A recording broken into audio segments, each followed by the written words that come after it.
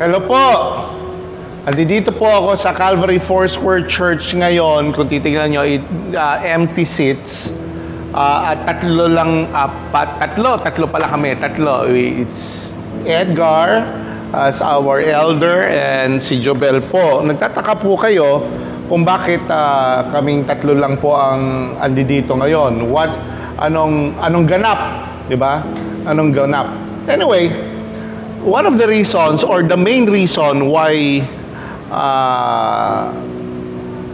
sinut natin to or ginagawa natin to, it's because I just want, as the pastor of Calvary Foursquare Church, I just want to tell everybody na lalo na yung mga workers ng Calvary Foursquare Church that Jobel right now is a part of Calvary Foursquare Church.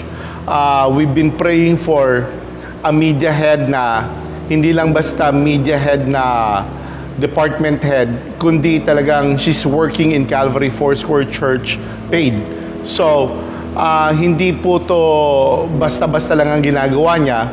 So, we're going to install her into this wonderful office dito po sa church.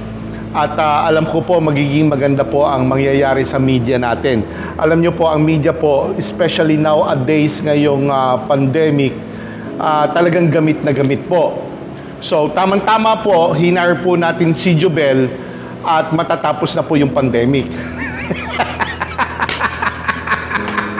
Okay, tapos na. Hindi naman, no, the reason why we want a media head, kasi we want to broadcast. We want to tell Jesus sa Santa Mesa at sa kung pwede sa buong Pilipinas using the social media. And that only could happen, it will only happen kung merong media head at may media team po tayo. So, right now, we're going to install Jobel. It's my desire as a pastor. It's really my desire as a pastor that every video, everything na ilalabas ng Calvary Foursquare Church, it will penetrate, it will touch hearts, it will touch lives, it will touch families. Ito yung mga desire ko at magagawa ito ng media team. Ako po, wala po akong kaalam-alam sa media. Meron nga ho akong laptop at ang laman po ng laptop ko ay Word. Yun lang po. So, hindi po talaga ako techie, hindi ho ako magaling. And I thank the Lord for Jobel. Marami po siyang gagawin. Hindi ko alam kung ano yung maraming yon, pero she's going to work sa Calvary Foursquare Church as our media head. Now, kasama ko po si Brother Edgar. We're going to pray for Jobel. Sino po si Brother Edgar? Si Brother Edgar po ay barkada ko po sa Pumbar. Ay, totoo naman, tatlo silang barkada ko. Si Ian, na nagpapa-injection ngayon, si Perlito, tsaka si Edgar. Yan po mga kakosa ko po. Pero at the same time, he's also one of the elders here in Calvary Foursquare Church. At alam ko na, kaya ko siya sinama kasi we're going to pray for Jobel. Sige, pray tayo. Edgar, pwede kang tumayo, pero wag mong idikit yung kamay mo kay Jobel for social media. For social media. For social distancing. Tumayo ka, Edgar. Tayo na yan. Nakatayo na yan talaga. Tayo. Yan po mga elder natin talaga. Ako po talaga. Okay. So, we're going to, samahan niyo po kami sa simple prayer na to na punong-puno ng pananampalataya sa Panginoon. Father God, we're blessing Calvary Foursquare Church. But most of all, we are blessing the name that is above every name.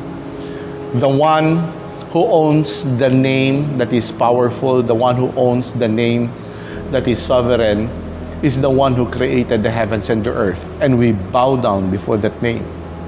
We bow down before that name, provider. We bow down before that name, our shield, our shelter. Lord, we bow down before your great name. And you have a son, and his name is Jesus.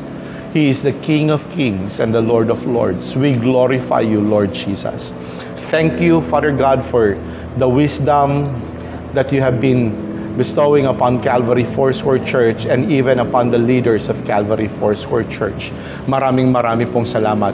And in everything that is happening in Calvary Foursquare Church, Panginoon, ay talagang kayo po ang nangunguna.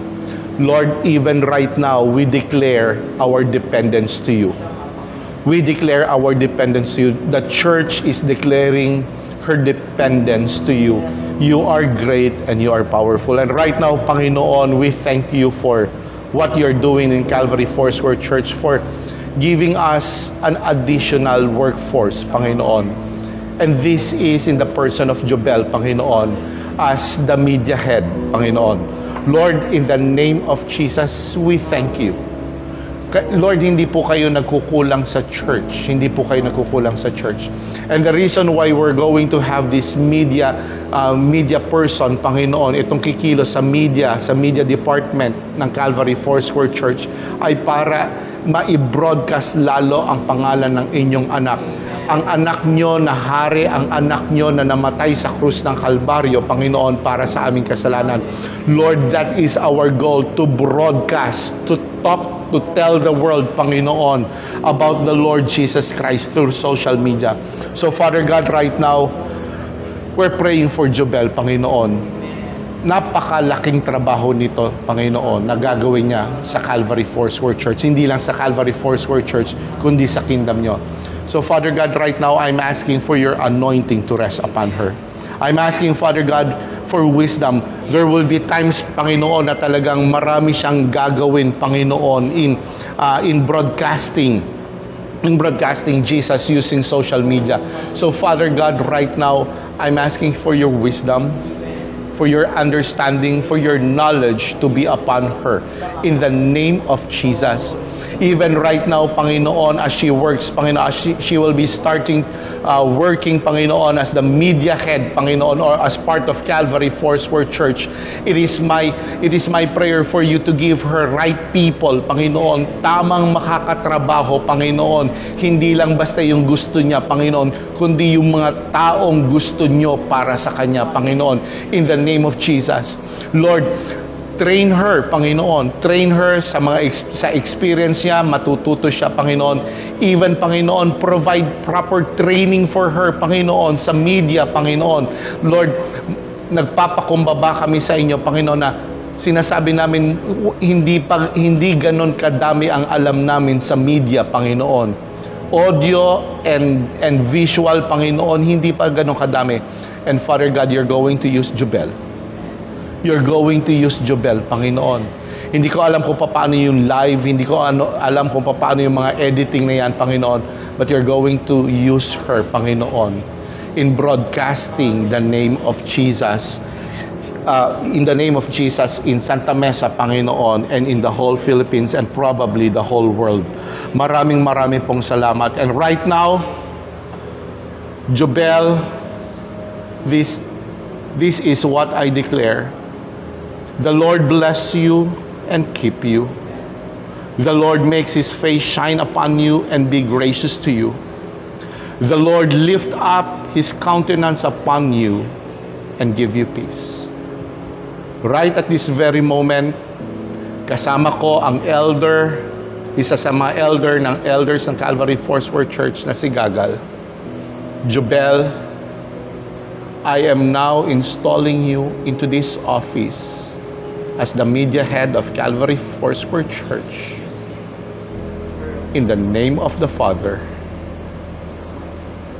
and of the Son, and of the Holy Spirit. Amen and amen. Amen. The Lord bless you, Jobel. So, what's your first... Bigyan mo ng mic. Probably, hindi ho, ang maganda ho dito, hindi ho niya alam kung ano hong gagawin niya. Hindi ko rin ho alam kung ano pagagawa. We're just dependent sa Panginoon. We're just dependent sa Panginoon. Abangan nyo lang po ang mga lumalabas po sa page at sa account ng Calvary Foursquare Church. Wait for this. We're going to have a YouTube account. Andito na po si Jobel. We're going to have an IG account. Hindi ko alam kung ano ba yung Twitter. Baka hindi na siguro. Sikat ba yung Twitter? Titingnan natin. Sige. Then, don't forget, si Pastor Willan po, meron pa siyang mga 25 days siguro. Mga 25 days or 10 days pa yung ginagawa niya every 5 o'clock in the morning, purpose-driven. Panoorin po natin si si DJ Jules. Do not forget DJ Jules. Every 7:30 in the morning, 7:30 p.m. pagka Sunday. So, mag-shout out lang kayo dyan kay Pastor Jules, kay DJ Jules. At maganda po ang ginagawa. Ito po yung isa sa mga regular programs po natin na live. Then, we have our prayer meeting every Wednesday. We have our Sunday services. May mga pastor po na nagtuturo.